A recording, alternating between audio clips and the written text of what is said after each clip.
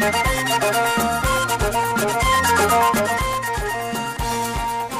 and welcome. This is Amhara Media Corporation and you are watching our Tuesday update live from Bahardar, Ethiopia, and I am Fugrati Zodu. Stay with us. United Nations Economic Commission for Africa Acting Executive Secretary Antonio Pedro said Africa needs to foster recovery and transformation to reduce inequalities and vulnerability in the continent exacerbated by various problems. Let's get more from the report.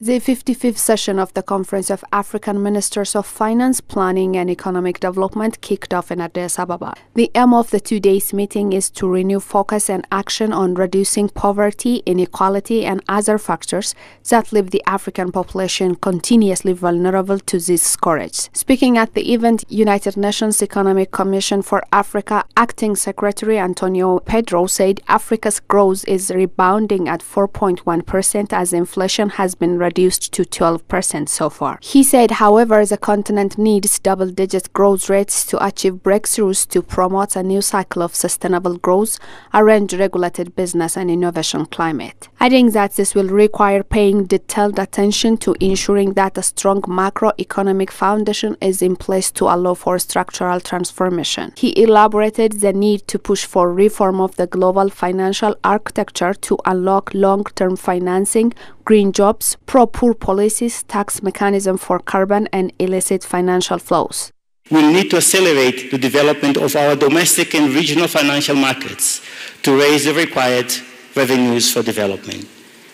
As Ministers of Finance, Planning and Economic Development, we recognize that your job is not easy, and balancing between competing needs will always be a challenge. However, we have a number of transformational opportunities that with the right scale and speed will give us a chance to bring the implementation of the SDGs and Agenda 2063 back on track. The acting executive secretary noted every dollar spent must generate maximum socio-economic impacts and co-benefits that go beyond GDP methods and profit maximization, and no one should be left behind. Speaking on his part, the Ethiopian Finance Minister Ahmed Shide said until 2019, Africa was home to the world's fastest growing economies. According to him, the growth was fueled partly by favorable terms of trade, better macroeconomic management and growth investment. As Africans, it is important to recognize that we share the same destiny, and divided we remain fragmented, but united we rise strong and well integrated. Big achievement emanate from making wise use of our available resources and opportunities at hand. The steps we take together, both as individual countries and as a continent, will guarantee us a better and prosperous future.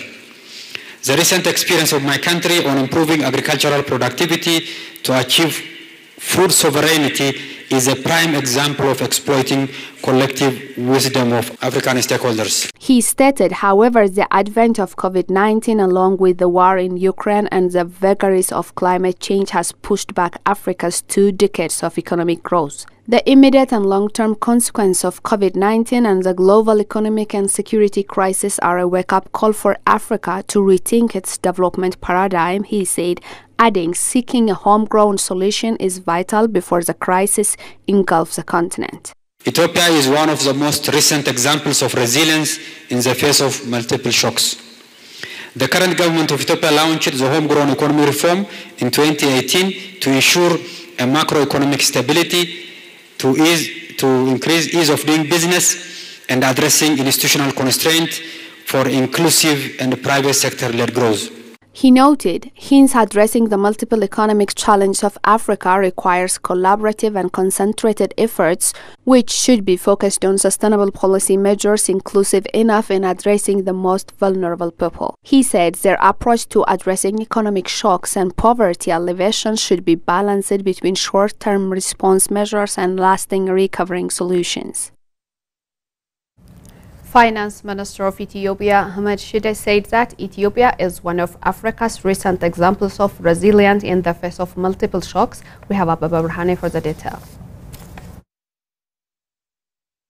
The Finance Minister Ahmed Shide delivered a speech on the 55th Conference of Ministers of Finance and Economic Planning underway in Addis Ababa with the theme Recovery and Transformation in Africa to Reduce Inequalities and Vulnerabilities.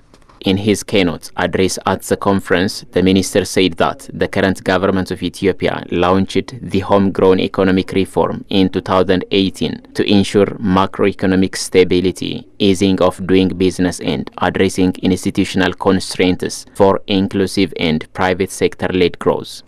Ahmed pointed out that, unfortunately, right after launching, the reform faced unexpected obstacles due to the outbreak of conflict in Tigray region, the COVID-19 pandemic, climate change-induced shocks such as drought and locust invasion in some parts of the country. Amidst these internal and external shocks, the government exerted maximum effort to take the reform agenda forward and achieved remarkable results, including positive per capita income growth, better debt management, improved FDI flows and export performance, as well as privatization of public enterprises and the liberalization of selected sectors, which have boosted private sector participation in the economy. We also improved our domestic resource mobilization capacity through reforms in tax policies, tax administration, tax rates, and application of information technologies. He further stated that Ethiopia also improved its domestic resource mobilization capacity through innovative reforms in tax administration, tax rates, and application of information technologies. The minister acknowledged that, in spite of these positive gains, most of the macroeconomic imbalances such as fiscal deficit, foreign exchange depletion, galloping inflation, and accumulated debts remain stern economic setbacks. According to him, as they work toward the peace consolidation, their reform also focuses on paving the way for equitable and inclusive post-conflict recovery that will contribute towards strengthening social cohesion among all Ethiopians. Speaking on the 55th Conference of Ministers of Finance and Economic Planning, where they deliberate on Africa's state of economic and social development and regional integration, the finance minister underlined that Africa has a lot to do to resolve its socio-economic challenges, including the widening income inequalities and extreme poverty across the continent. Ahmed said that until 2019, Africa was home to the world's fastest growing economies, a growth fueled partly by favorable terms of better macroeconomic management and growing investment. However, he urged that the advent of the COVID-19 changed this success story dramatically. The advent of the COVID-19 changed this success story dramatically. Millions of Africans has been pushed into poverty, while millions more are at risk of falling into extreme poverty due to disruptions in the global economy precipitated by the war in Ukraine and the frequency of extreme weathers caused by climate change. The war in Eastern Europe disrupted global value chains, led to a spike in key commodity prices such as fuel, edible oil, wheat, fertilizer, as well as tightening of monetary policies in developed countries are leading to an increase in global lending rates.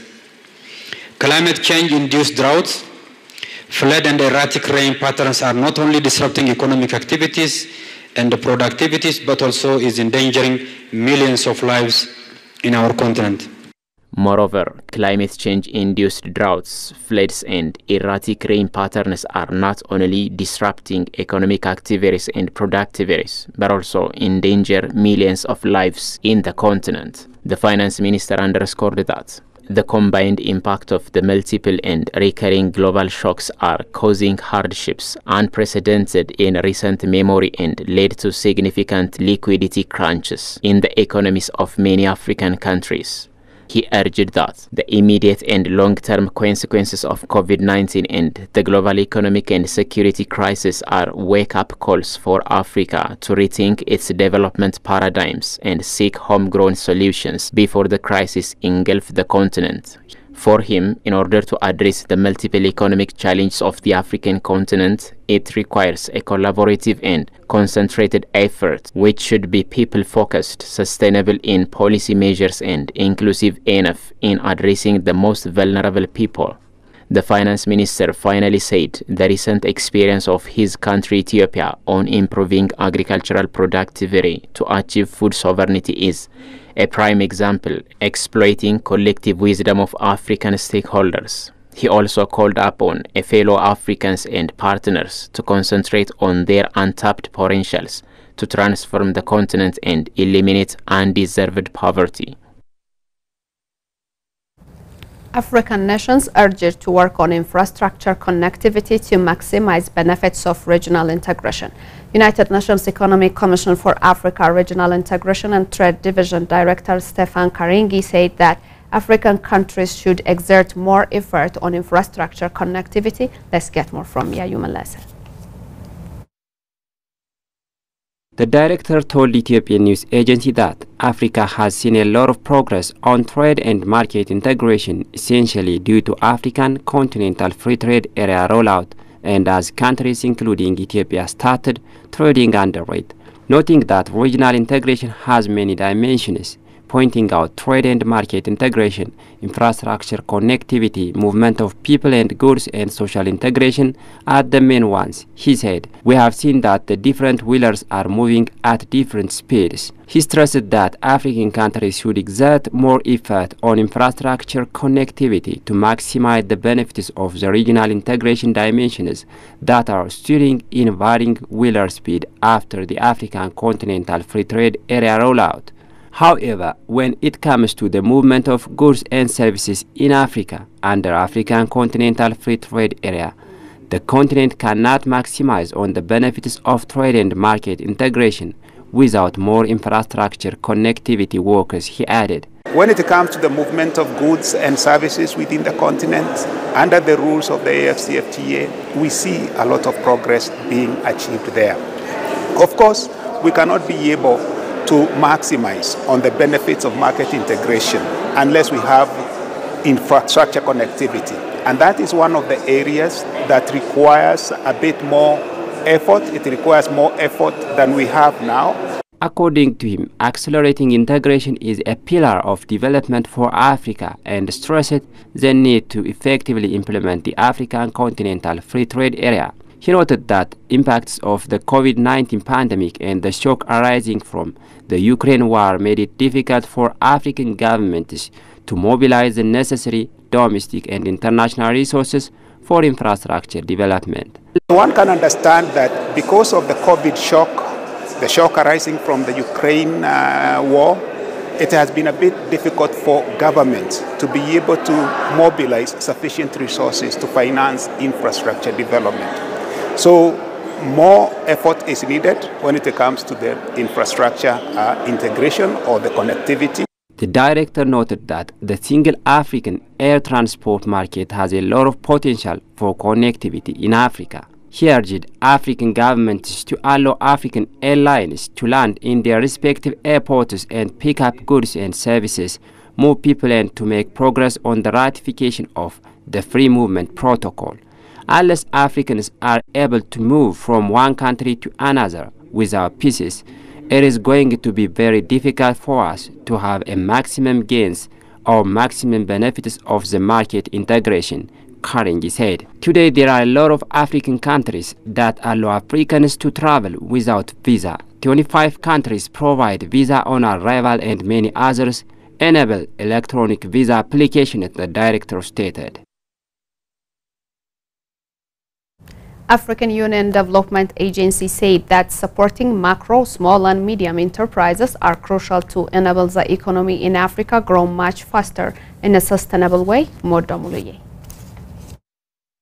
It's to be recalled that African Union Development Agency launched the 100,000 Micro, Small and Medium Enterprises program to accelerate African economic transformation by providing the needed skills to micro, small and medium enterprises and build resilience against the economic shock triggered by the global pandemic.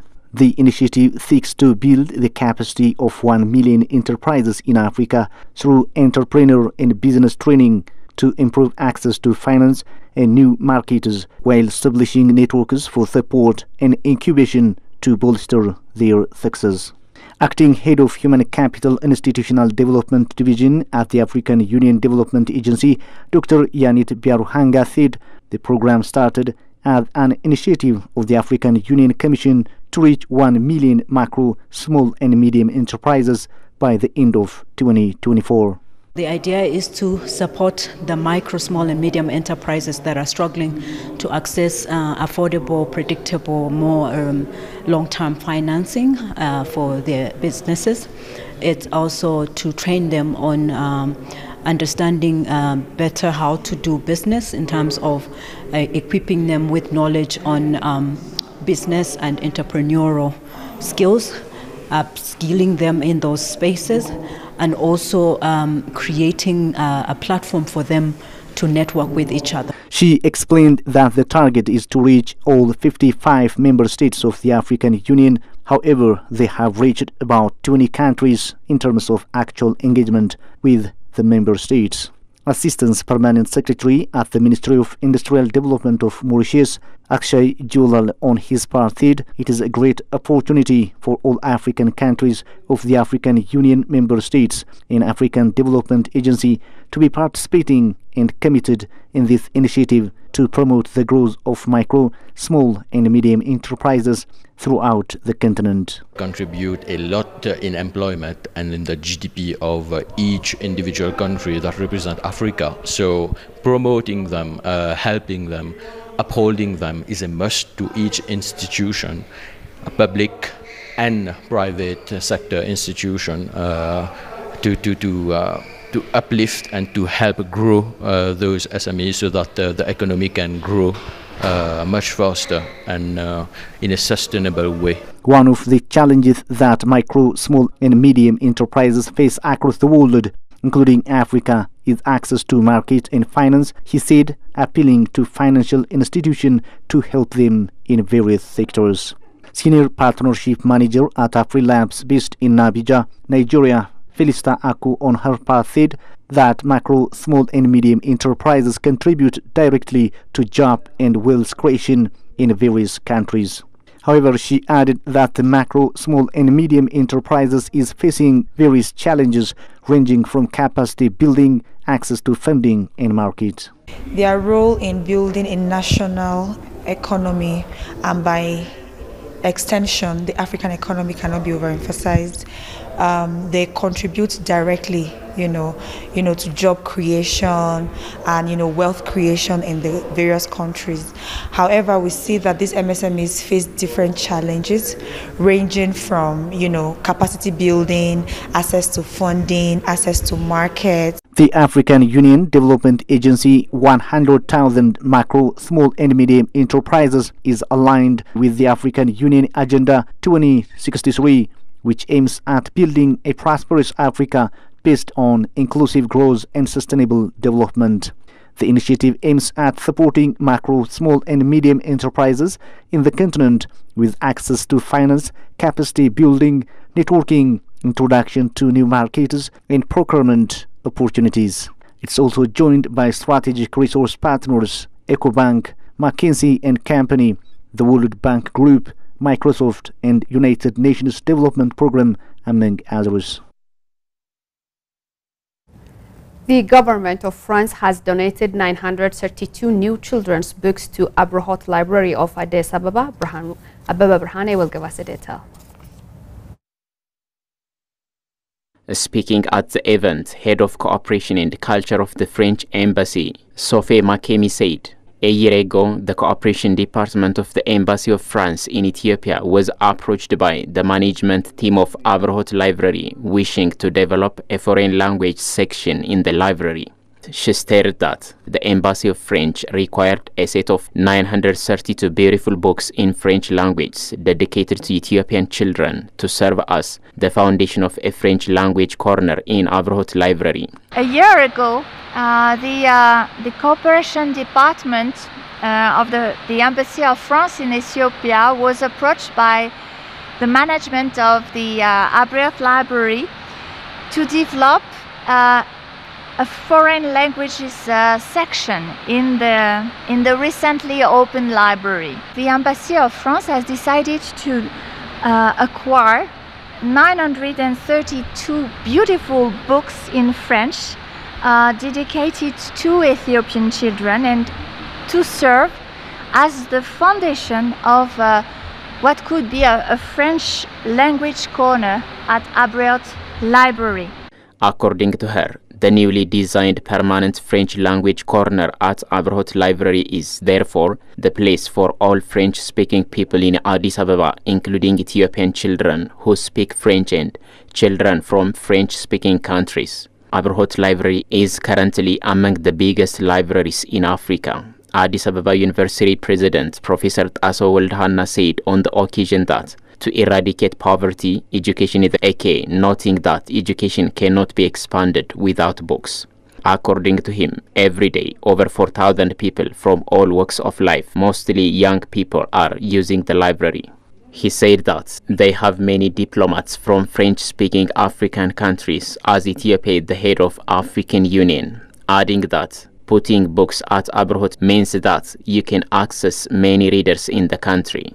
Professor Taso said that knowledge is the building block of civilization. Hence, the books donated to the library will be beneficial. Education cannot be expanded without books. Books are very, very important for bringing prosperity to Ethiopia. Books are very important. And we have Abriot Library, which is one of the biggest library in East Africa, and also is of its first kind in the country. And we serve more than 4,000 readers every day. So putting a book at Abriot Library means that you can access many readers in the country.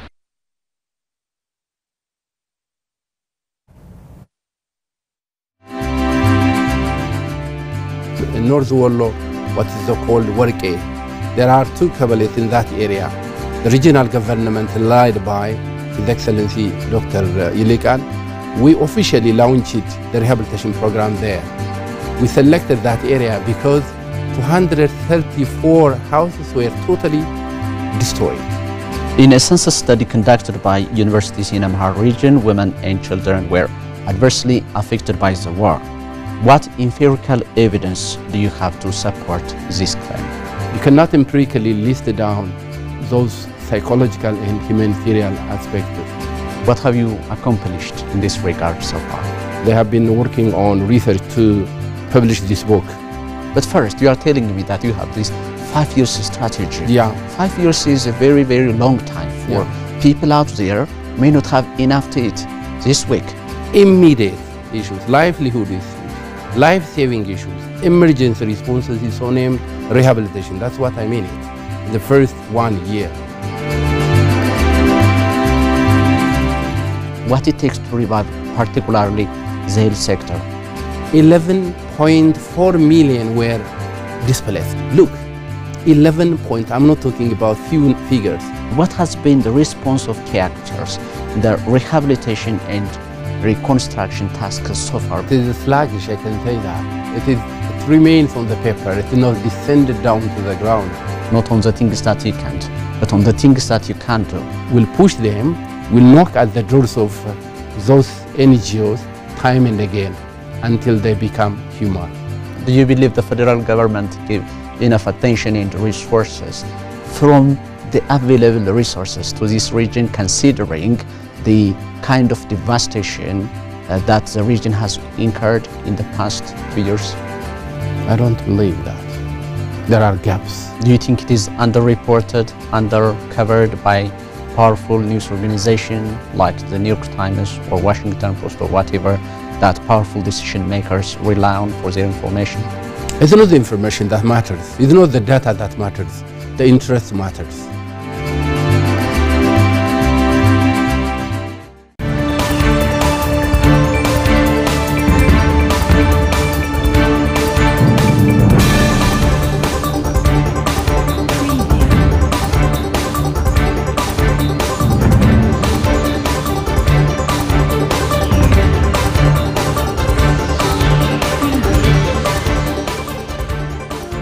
This is Amhara Media Corporation and you are watching our daily news. Proceeding to news beyond borders. Russian President Vladimir Putin gives a speech at a conference on Russian-African relations in Moscow on Monday. The president said Russia is ready to send food for free to African countries in need. According to the United Nations, 55% of the total amount of grain exported under the deal since July went to developing countries. The deal, known as the Black Sea Initiative, is backed by the United Nations and endorsed by Turkey. It was signed last July, and it includes a memorandum of understanding between Russia and the United Nations to ease fertilizer exports. Last week, Russia insisted on reducing the duration of the deal from the initial 120 days to 60 to hold out for change on how the package is working. Under the initiative, United Nations Under-Secretary General for Humanitarian Affairs Martin Griffiths then said close to 25 million metric tons of foodstuff have been exported since last August, and the United Nations World Food Programme has been able to transport more than 500,000 metric tons of wheat to support humanitarian operations in Afghanistan, Ethiopia, Kenya, Somalia, and Yemen. Griffiths also said it's vital for the United Nations Russia memorandum to be fully implemented.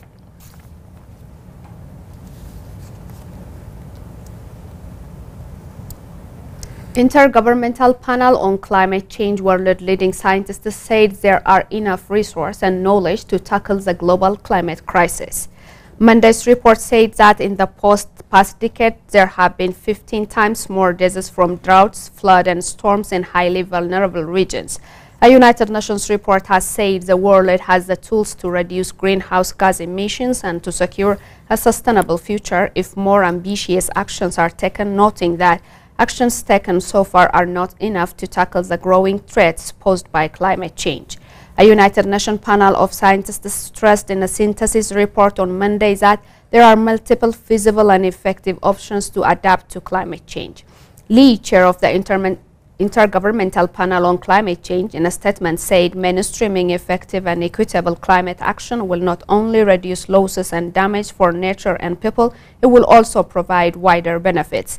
The report said that carbon emissions need to be cut by almost half by 2030 if global warming is to be limited to 1.5 degrees Celsius. Effective and equitable conservation of about 30 to 50% of the world's land, fresh water, and ocean will help ensure a healthy world. It is said that from 2010 to 2020, human mortality from floods, droughts, and storms was 15 times higher in regions that were highly vulnerable to climate change compared with regions with very low vulnerability.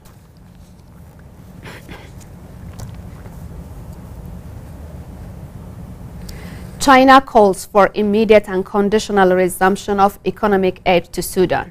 A Chinese envoy said on Monday that relevant countries and international financial institutions should resume economic assistance to Sudan immediately and unconditionally.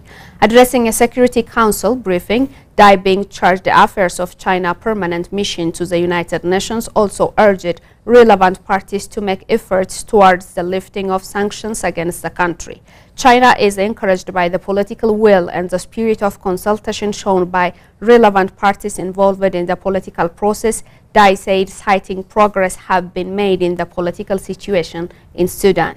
He added that China supports all parties in staying on the Sudanese lease and Sudanese-owned political process and continuing the inclusive dialogue so as to expand consensus and find development paths suitable for the country. According to United Nations assessment in 2023, 1/3 of Sudan's population needs humanitarian assistance. Dai pointed out that reduced international funding seriously constrains the humanitarian relief work in Sudan. He said China has repeatedly stressed that the Security Council's continued sanction against Darfur not only lack political and security basis, but also limits the efforts by the Sudanese government to maintain stability, protect civilians, and combat crimes on the ground.